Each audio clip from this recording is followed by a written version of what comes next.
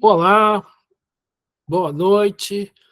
Hoje é segunda-feira, dia 2 de setembro de 2024. Vamos começar a nossa próxima reunião, reunião número 25. Vamos estudar os livros de Esdras, Neemias e Esther. Sempre lembrando que o nosso estudo é sempre feito à luz da doutrina espírita, codificada por Kardec, ressaltando que não tem nenhuma intenção de estabelecer controvérsia teológica ou interpretativa com outras religiões. O nosso objetivo de hoje é a gente estudar Zorobabel e Esdras. Aliás, uma boa sugestão de nome para filho aí, para quem. Sugeri até para o meu filho, que vai ser vovô, né? Para o meu neto, ó, Zorobabel. Neemias e os muros de Jerusalém. E vamos falar de Esther, que foi uma rainha da Pérsia.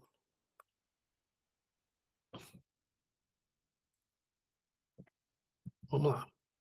A gente já falou disso semana passada, mas os acontecimentos, né, que estão no livro de Esdras, de Daniel e de Esther e de Neemias estão nessa linha do tempo aqui. Então, semana passada a gente falou de Daniel, né, daquelas profecias que ele fez, daqueles sonhos de apocalípticos, né, as profecias apocalípticas e dos milagres e tal. Está tudo aqui em Daniel. E aí, né, quando termina Daniel, né, existe lá o rei, né, o Ciro, começa. Lembra que aparece aquela mão, logo no dia da mão, o Belzazar morre e o Ciro assume, e o Ciro, então, considera o Daniel uma pessoa de bem, e o Deus de Daniel, um Deus forte, ele liberta os israelitas para voltarem. E aí começam, então, a voltar. Então, aparece aqui a voltar para Jerusalém, né? Porque eles estavam na Babilônia. Começa a voltar para Jerusalém. Então, os acontecimentos para falar agora em Esdras começaram logo depois do final lá de Daniel. Tá? Esses 3 livros, eles terminam com a parte histórica do Antigo Testamento, principalmente do Reino do Sul. Tem mais coisa falando do Reino do Norte, mas encerra aí. Na Bíblia dos protestantes, encerra a parte histórica. Na Bíblia dos católicos ainda tem mais coisa, a gente vai ver aqui na frente. Esses livros contam a história da volta dos judeus da Babilônia, da reedificação do templo e de Jerusalém, e o restabelecimento da vida nacional judaica em sua terra natal. Mais ou menos uns 100 anos aí o tempo de abrangência desses livros aí, tá? Bom, o livro de Esdras, ele fala assim: primeiro retorno do cativeiro sob Zorobabel. Esse Zorobabel é que volta, vem um monte de gente junto com ele para Jerusalém. Ciro faz um decreto e fala de tesouros, dá uns tesouros para os judeus voltarem, e aí também tem uma lista mesmo de quem voltou. Está lá no segundo capítulo. E aí ele começa, no terceiro capítulo, ele começa a fazer a construção do templo. Existe uma oposição ali à construção do templo. A construção aí, então, volta e o templo é construído e é renovado, né? Essa oposição aí, a construção, a gente vai ver que ela é feita pelos samaritanos. Então, né, a gente só ouviu falar dos samaritanos lá atrás, né? Lá no Novo Testamento. Então, bom, depois do templo é construído e dedicado, aparece um segundo retorno de pessoas, né? Vai uma segunda leva. Essa segunda leva, Esdras vem na frente. Esdras, então, libera esse reavivamento da fé judaica aí. Isso no finalzinho do livro de Esdras. Tá? Então, quem são os protagonistas do livro de Esdras? O Zorobabel, que conduz o primeiro grupo de exilados de volta, né, a Jerusalém e ele faz o templo. Ele conclui o templo. O Ciro, que era o rei persa da Babilônia, que auxilia no retorno dos exilados israelitas à sua terra natal. Dario I foi um rei persa que, depois de Ciro, que apoiou a construção do templo pelo Zorobabel. E Esdras, um escriba, um mestre, que inicia uma reforma religiosa entre o povo. E ele conduz aí o segundo grupo de exilados da Babilônia para Jerusalém. E o Artaxerxes é um rei persa foi o rei persa que permitiu o retorno de Esdras a Jerusalém. Então, ali, né, 3 reis diferentes, né, comandando essa volta aí. Os livros de Esdras e Neemias formam apenas um livro. Depois de 50 anos do exílio, né, ele retoma a história do momento em que o decreto de Ciro autoriza os judeus a regressarem a Jerusalém para reconstruir o templo. Imediatamente começa o retorno, mas os trabalhos do templo são interrompidos pela oposição dos samaritanos e só prosseguem no reinado de Dario I. Nos 50 anos seguintes, os esforços para reerguer as muralhas de Jerusalém são atrapalhados pelos mesmos samaritanos. Então, essa aí é o esboço do livro, né? Eu esqueci de falar aqui. Tem 3 líderes, né? Zorobabel, depois Esdras e depois Neemias. Houve, então, também 3 levas. E aí, eu só botei os números aqui, só vou mostrar que esses números estão na Bíblia, estão listados lá, e às vezes tem uma lista de nomes, né? Então, Zorobabel, vieram 42.000 judeus, 7.300 servos, 200 cantores, 700 cavalos, não sei quantas mulas, um monte de coisa. Com Esdras, vieram 1.754 homens, 100 talentos de ouro.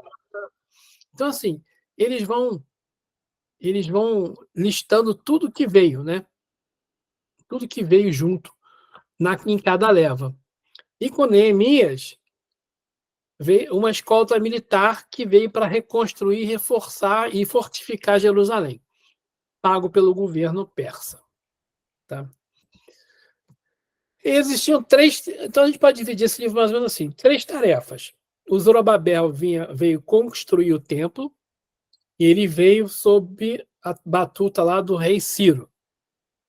O Esdras veio para trazer de volta os ensinamentos, as leis da Torá, né? Implantar novamente a Torá no povo, porque o povo estava no exílio já há um tempão, então já tinha perdido, começou a perder ali as tradições judaicas. Isso é interessante também porque o pessoal começou a casar, né, judeu com não judeu. E aí as religiões dos que não eram judeus, né, começaram a entrar, a suplantar. E a gente viu lá no Daniel que o rei Nabucodonosor fazia muita força para acabar com a religião judaica, né? E aí o que acontecia?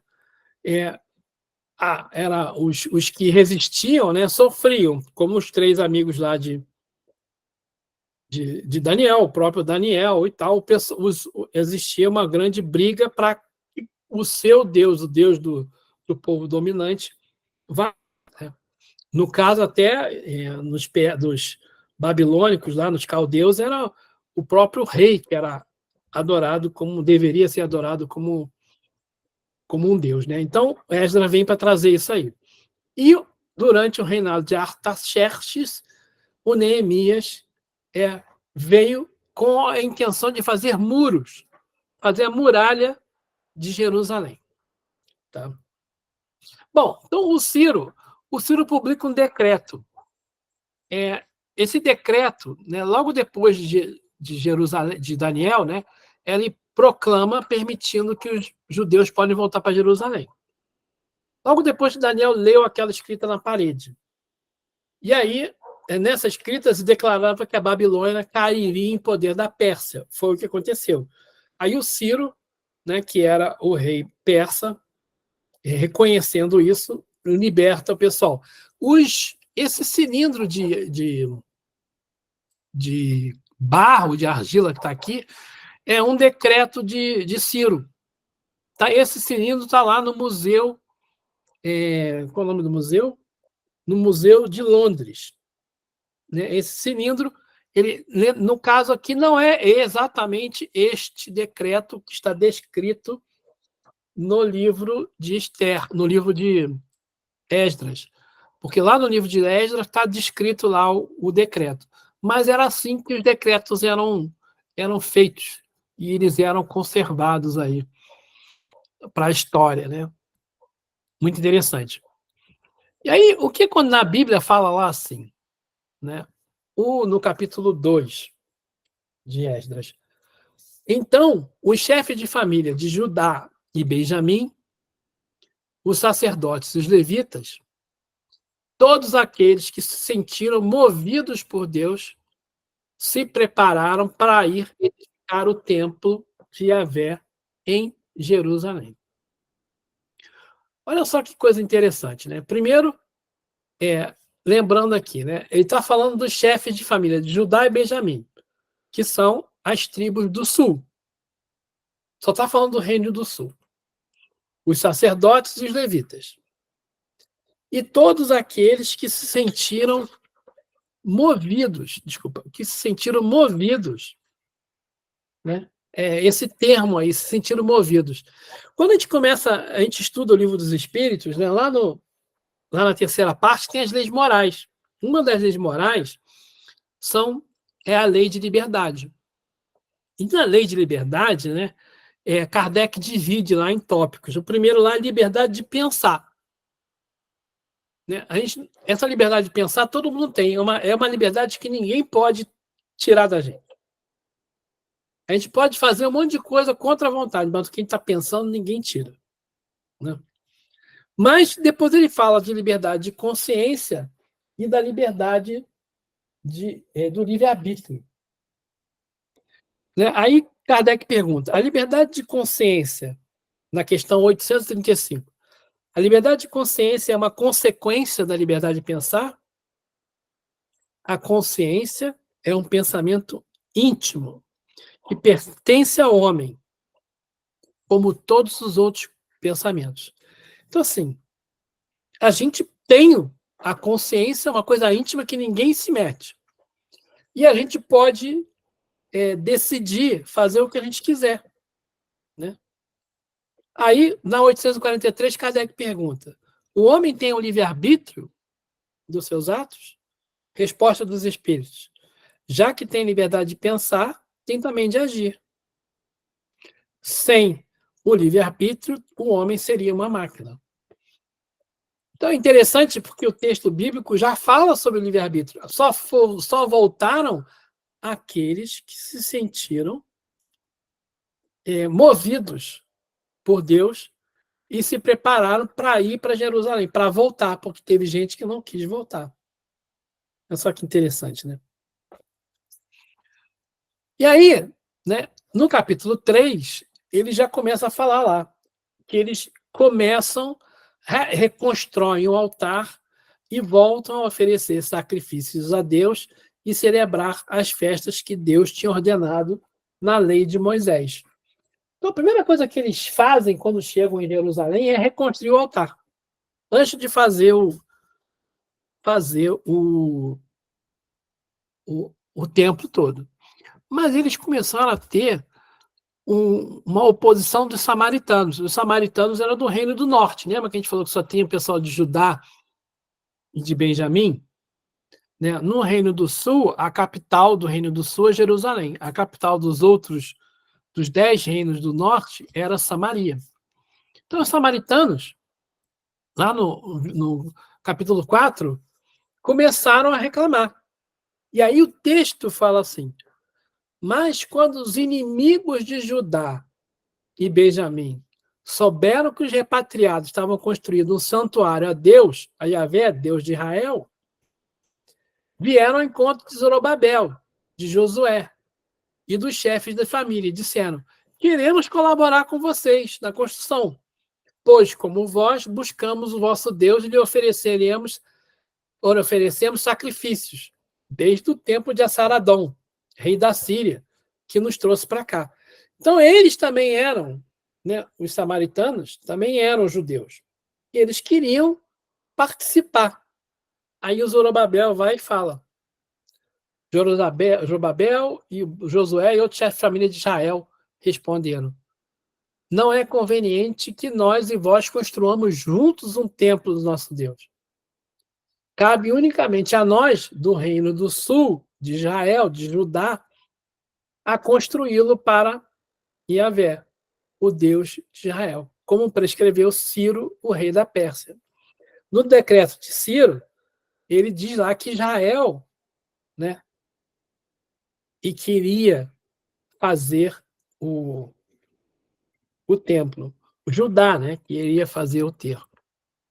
Então, o povo da terra, o pessoal que já estava lá, começou a desencorajar o povo de Judá e atemorizá-los para que não construíssem mais. Subornaram contra eles os conselheiros para frustrar o seu projeto. Durante todo o tempo de Ciro, rei da Pérsia, até o reinado de Dario, o outro rei da Pérsia. Então, o pessoal começou a reclamar, né, porque eles queriam participar, e o Zorobabel não deixou. Então, essa cisma, né, essa divisão entre norte e sul, Jerusalém e Samaria, vem de muito tempo. Ela está aparecendo aqui de novo, né? Sempre lembrando lá da parábola do bom samaritano lá na frente. Bom, Esdras é um líder israelita entre os exilados da Babilônia.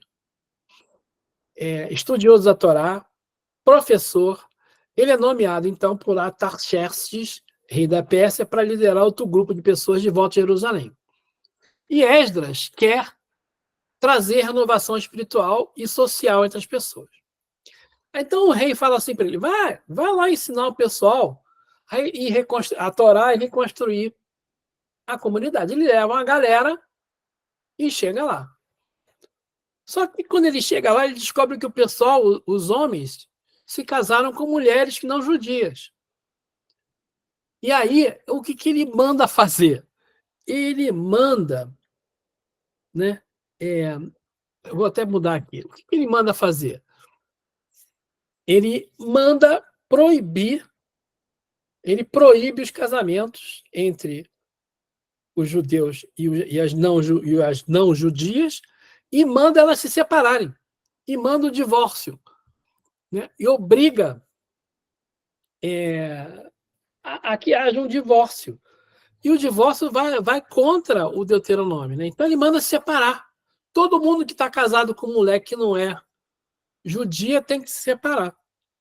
E aí ele se separa, dizendo que esse grupo, né, deveria estar curado. E em vez de estarem curados, né, porque eles curados no sentido de que eles pagaram, expiaram no exílio todos os seus pecados, aí a primeira coisa que eles fazem quando voltam para a terra é pecar de novo, casando com as pagãs, vamos falar assim. E aí ele convoca todo mundo e faz o decreto de divórcio, dizendo que todos os casamentos são anulados. E as mulheres e crianças têm que ser mandadas embora. Nem todo mundo cumpre. E aí na Bíblia tem uma lista dos homens que se divorciaram das suas esposas. Está lá na Bíblia. E as providências são severas, mas eficazes, porque até os dias de hoje, né, a gente vê que existe essa luta por pureza entre os israelitas, né? Só se casam entre eles ali. Então isso vem lá daquela época de Esdras lá. Bom, aí termina o livro. Começa o livro de Neemias. Quem são os protagonistas de Neemias? Neemias era um copeiro influente do rei persa e lidera o terceiro grupo de exilados para Jerusalém para construir o muro da cidade. Esdras, que a gente já conhece, Sambalat, que é governador da Samaria, ele tenta desencorajar o povo e tenta frustrar a reconstrução do muro de Jerusalém. E Tobias, um oficial amonita que ridiculariza a reconstrução do muro e desencoraja o povo. Aí, vou resumir o livro de Neemias, porque ele basicamente assim. O Zacarias, que era um profeta, falava assim: não bota muro, né? A gente precisa acolher os gentios. A presença de Deus é que vai cercar o templo. E todas as pessoas de todas as nações se juntariam ao povo da aliança. Isso é uma aliança de Deus com Moisés. Então, Neemias não, tem que fazer uma muralha. A gente precisa manter o afastamento. As pessoas ao redor de Jerusalém não têm parte com Jerusalém, são inimigos. Né? Então, né, o que mostra esse pedaço? As muralhas são construídas. A gente sempre constrói muralhas em volta da gente. Né? As nossas casas têm muros. Né? A gente se protege dos outros. Existe uma noção de que o outro é o inimigo. Não é assim? Não é muito assim que a gente pensa? Ou pelo menos eu tenho que me proteger do outro. A gente vive numa sociedade muito difícil, todo mundo é inimigo. Né? O centro espírita fica fechado. A casa espírita é fechada. Né? A gente coloca muros. Então é muito difícil você falar em acolhimento colocando muros. Mas isso é a natureza humana, né? E o que é interessante é que o livro termina com... eu usei a palavra infortúnio, porque é a palavra que o pessoal usa aí. Um grande infortúnio. Aí ele anda, depois de ter um muro, ele está todo feliz, olha, do lado de fora está todo mundo que não é judeu, aqui dentro só tem judeu. Aí ele descobre que o povo não cumpre os votos de aliança que ele achava que deveria ter. Né? O trabalho de Zorobabel é desfeito, o tempo está sendo usado, sendo negligenciado e ocupado por pessoas não qualificadas. Quer dizer, não são os sacerdotes que estão fazendo os sacrifícios, não estão seguindo exatamente a lei. Aí descobre que o trabalho do Esdras está todo comprometido. O pessoal trabalhando no sábado, o próprio trabalho nas muralhas também é feito no sábado. As pessoas montam mercado ao redor dos muros de Jerusalém, trabalham no sábado. Aí o Neemias fica furioso.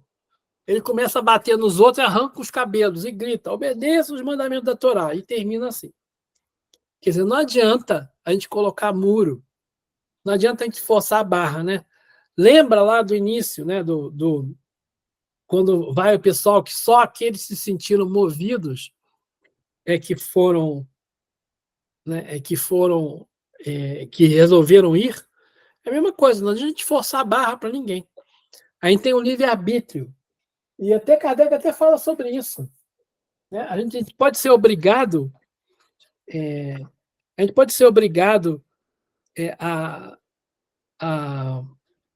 a ter outra crença. Ele pergunta assim, na questão 838. Toda crença é respeitável, mesmo quando notoriamente falsa?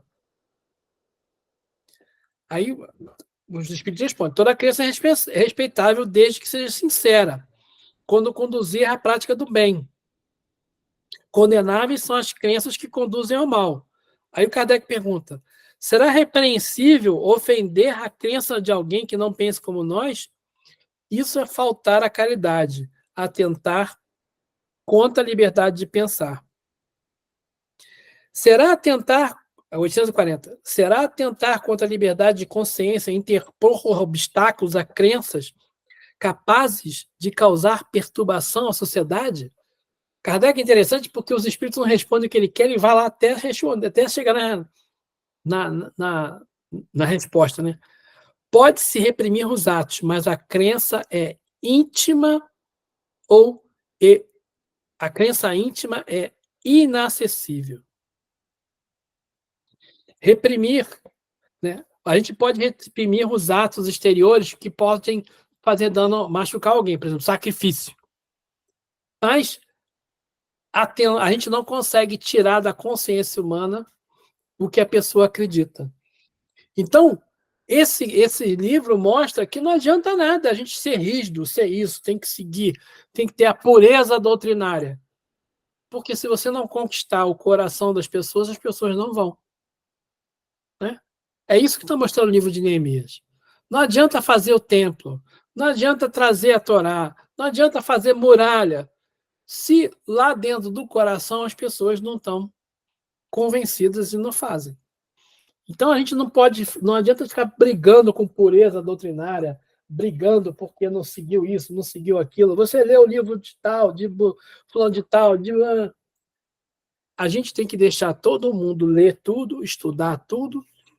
Primeiro que a gente não tem como forçar a liberdade de expressão, não tem como forçar a liberdade de consciência, e, e a vida vai seguir, cada um decidindo pelo que quer.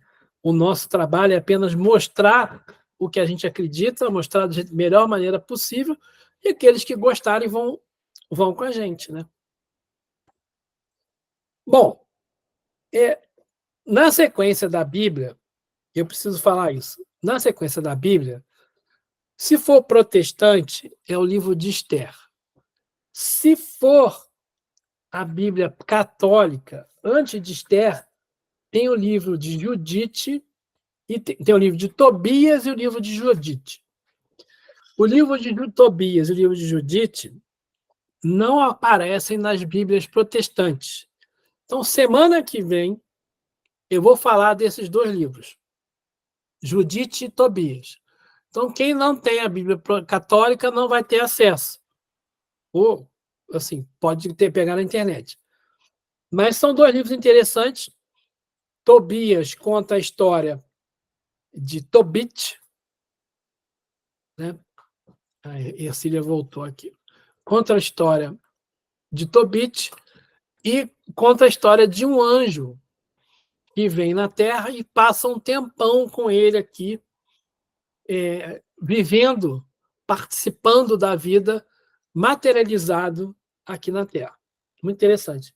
O livro de Judite conta a história de uma mulher muito forte, viúva, que luta pelo povo de Israel. Isso é bem interessante, esse texto aí. E o livro de Tobias, se não me engano, ele passa no Reino do Norte, ele não se passa no Reino do Sul. Então a gente vai falar sobre isso semana que vem. Mas, voltando à vaca fria, né? Então, se na Bíblia católica é Tobias, Judite e Esther. Esther entra logo depois dos livros de Neemias nas Bíblias protestantes. Os acontecimentos de Esther aparecem entre o Esdras e o Neemias. Nas Bíblias, tem outra diferença. Na Bíblia protestante, tem várias coisas que não existem. Na Bíblia católica, tem várias coisas que não existem na Bíblia protestante. Tem capítulos, tem textos, que não tem numa, mas tem na outra. E o que é interessante é que na Bíblia protestante não aparece Deus. Deus não é citado em momento nenhum. Mas na versão que está na Bíblia católica, fala-se bastante de Deus, tem uma oração de Mordecai e tal. Então a gente vai falar agora desse livro aqui. Tá? Esther entrou em cena 40 anos depois da reedificação do templo e 30 anos antes do muro. O rei Xerxes, ou Assuero, depende da Bíblia que eu estiver lendo, era o rei da Pérsia naquela época.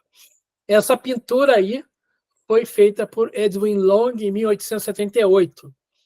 Né? A Esther era uma mulher muito bonita. Muito bonita mesmo. Tá? Bom, Esther. Quais são os personagens aí do livro de Esther? Né? Principais são Mordecai e sua sobrinha Esther. Nas Bíblias católicas, em vez de Mordecai, fala Mardoqueu. Então, em alguns lugares, o Esther tem um H lá no final. Então, eu vou falar, às vezes, Mordecai ou Mardoqueu, é a mesma pessoa. Mas Mordecai é um nome que vocês já estão mais acostumados a ouvir aí, de novela, de filmes e tal. E aí, existe aí o rei da Pérsia, que ele aparece aí como um bêbado. O tempo todo que ele está meio bêbado aí na história. Tem um oficial persa, o Amã, às vezes é Amã com a N no final, às vezes a Atil. Ele é um vilão, é o vilão da história. E Deus quase não é mencionado. Na Bíblia católica, na Bíblia protestante, não aparece. Senhor, Deus, não aparece. Tá? Então, essa diferença que eu falei das duas bíblicas, existe uma versão menor, com 167 versículos, que é usada nas Bíblias hebraicas e nas Bíblias protestantes. A outra versão, mais extensa, com 260 versículos, que é a que está na Septuaginta, é usada pelos judeus ortodoxos e pelos católicos. Então, a que eu estou usando aqui é a mais longa, do católico, que é a que está na Bíblia de Jerusalém e a que está na Bíblia do Peregrino. Na João Ferreira de Almeida e na NVI está a menor, versão menor. Tá? Na versão maior, tem orações de Mordecai e de Esther, além de um sonho. Esse sonho de Mordecai é interessante porque ele prevê o sonho. Na Bíblia protestante, ele desvendando, ele explicando o sonho aparece, mas não aparece ele tendo o sonho. Então, na Bíblia católica coloca. E está fora de ordem. Então, a Bíblia na protestante, a Bíblia católica coloca ali em ordem. E é interessante que se a gente olhar na Bíblia católica aqui, na Bíblia do Peregrino, ele começa com o capítulo 11, depois vai para o capítulo 1, porque ele vai tirando, vai colocando em ordem aí a história, tá? Então, esse sonho de Mordecai previa tudo o que ia acontecer. E os decretos do rei Assuero, tanto o decreto que ele determina a morte dos judeus, e quanto o decreto em que ele determina a morte dos que atentavam contra os judeus. A morte do vilão, né? Também contém detalhes do encontro de Esther com Assuero, no capítulo 5. E um epílogo que relaciona o sonho de Mordecai com tudo que tinha acontecido. Então, o sonho de Mordecai seria o capítulo 11, lá no final, e aí eles, na Bíblia do Peregrino, trazem para o início. Porque faz mais sentido você entender isso aí. Tá? Então, assim, eu vou começar pelo sonho daqui da Bíblia do Peregrino, né? O sonho é bem interessante. Aqui na frente. Ele chama aqui o capítulo 11. Né? Então, ele sonhou assim.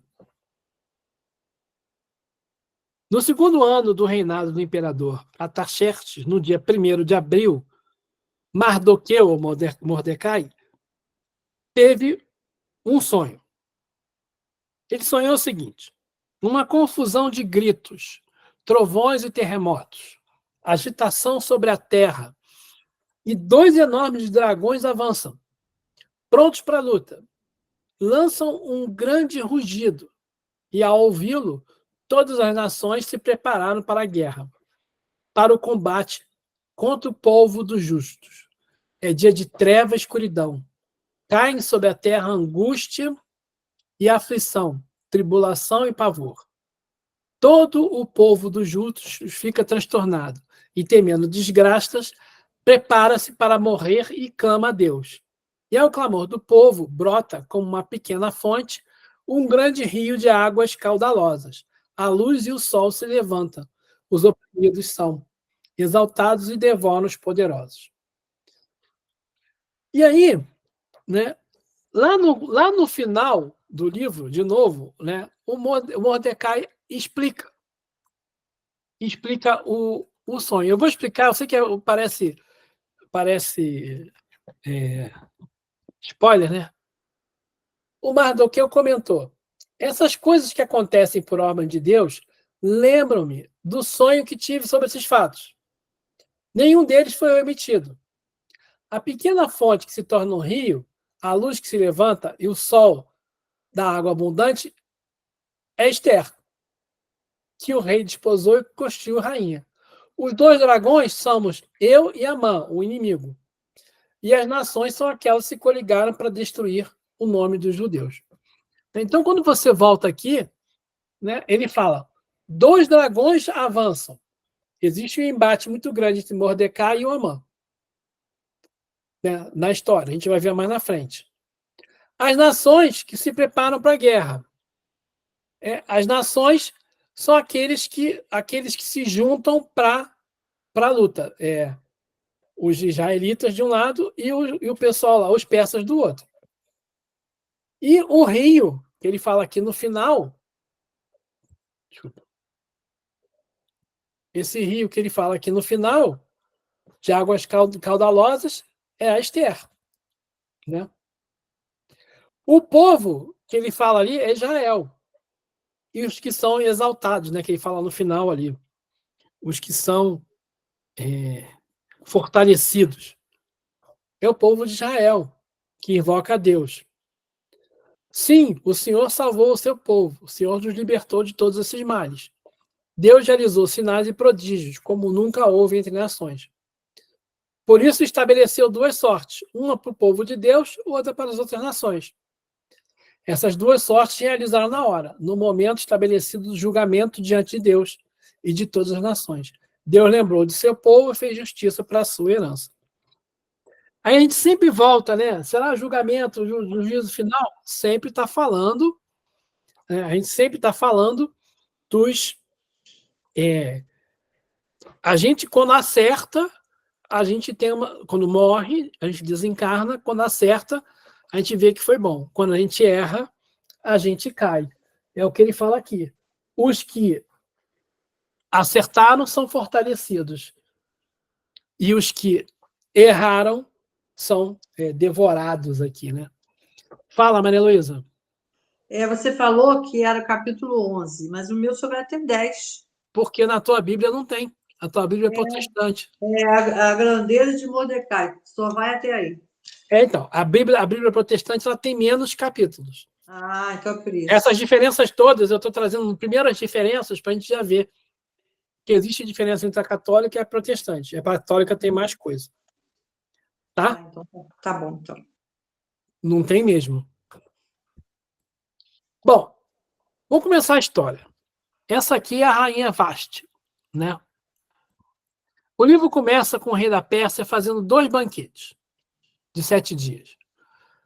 No último dia, ele está muito bêbado e ele exige que a esposa, a rainha Vasti, apareça na festa para mostrar sua beleza. Ela diz que não vai. Não vou e pronto. Aí o rei faz um decreto que é muito bobo, falando assim: todos os homens persas devem agora ser donos de suas próprias casas. Porque ele, na casa dele, não era dono, a mulher não obedecia a ele. Então ele faz um decreto dizendo que, olha só que coisa idiota. Naquela época não adiantava nem ter lei, né? A liberdade, a liberdade dentro de casa, mesmo tendo lei, não funcionava. E aí ele faz esse decreto. Eu achei bastante, bem, como se diz, inocente, sei lá, bobo, né? E machista, obviamente, misógino, mas esse texto está lá na Bíblia. Bom, aí o que ele faz? Ele fica chateado com a Veste, se desfaz dela, não quer mais, pede divórcio dela, ela some da história. E aí ele resolve fazer conversa lá com os seus conselheiros, ele resolve fazer um concurso de beleza para escolher as mulheres, as virgens mais bonitas para ficar no harém. E durante 1 ano essas mulheres seriam preparadas. Durante 6 meses elas tomariam banhos de leite, não sei o quê, né? E aí é muito interessante a preparação ali. Bom, o decreto é assim: que se procure para o rei jovens, virgens e belas. Estabeleça o rei comissário em todas as províncias do seu reino. E eles reuniam todas as jovens, virgens e belas na cidadela de Suzã, no harém, sob o cuidado de Egeu, eunuco do rei, guarda das mulheres, que lhes dará o necessário para os seus adornos. A jovem que agradar ao rei reinará no lugar de Vasti. Então, né, a mulherada, ele escolhe a mulherada, o Mordecai, sabendo disso, ouve a história, ele tem uma sobrinha, a sobrinha dele é a Esther. Ela era muito bonita. Então ele coloca ela lá, mas não conta que ela era judia, nem ele era judeu. Ninguém sabe. E aí, enquanto está acontecendo lá como é que se diz? Está rolando lá o harém, né? O Mardoqueu, o Mordecai, ficava lá de fora.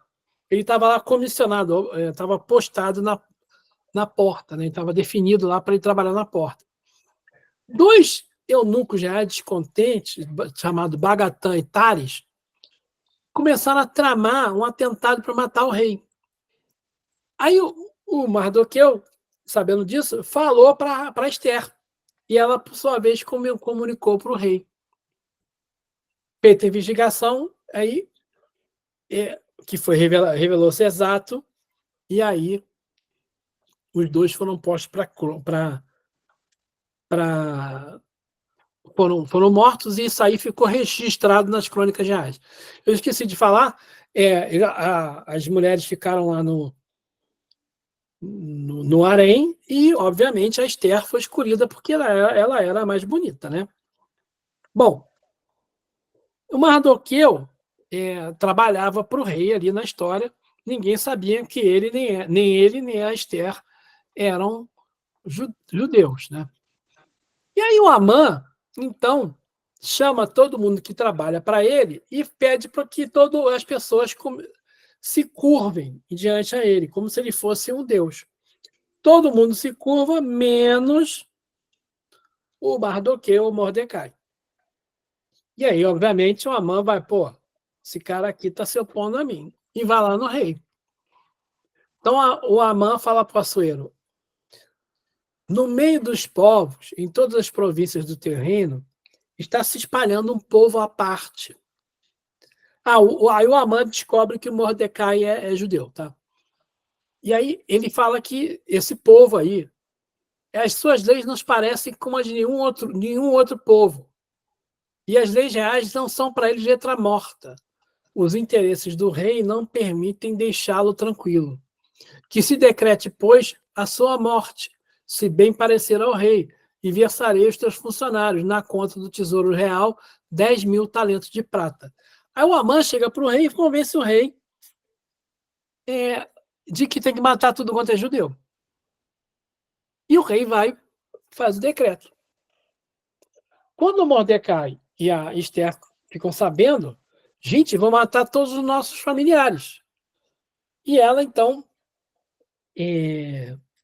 então a Esther tem que tramar alguma coisa para poder chegar perto do rei e falar por quê.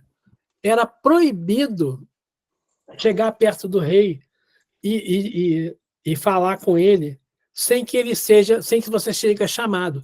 O Mordecai vai lá e fala com ele: Senhor Deus, senhor Assuero, eu sou judeu, não faz isso não, vou matar todo mundo, não vai matar o povo é bom, e ele é condenado à morte. Aí a Esther falou: tu não devia ter feito isso. E ela, então, ela arma um jeito de poder falar com o rei. Aí o que ela faz? Ela planeja um banquete real, uma festa.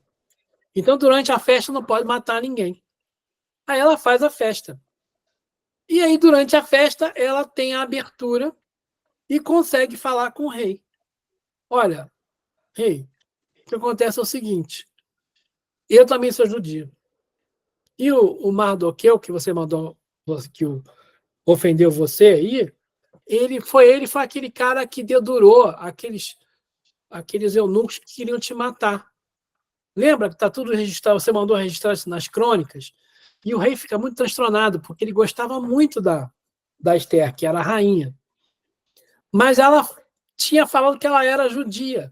Ele não sabia o que ele ia fazer. Aí ele vai para o quarto. Quando ele chega no quarto, ele lê as crônicas reais. Quando ele lê as crônicas, ele se lembra que o Mordecai, que era judeu, era mais fiel a ele do que o povo dele.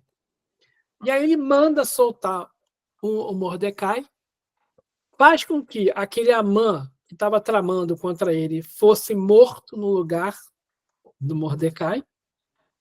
E aí, né, o Mordecai liberta o Mordecai e manda ele desfilar, bota ele com roupas reais e manda, condenado, a mãe é homem, desculpa, e manda ele desfilar num cavalo real. Né?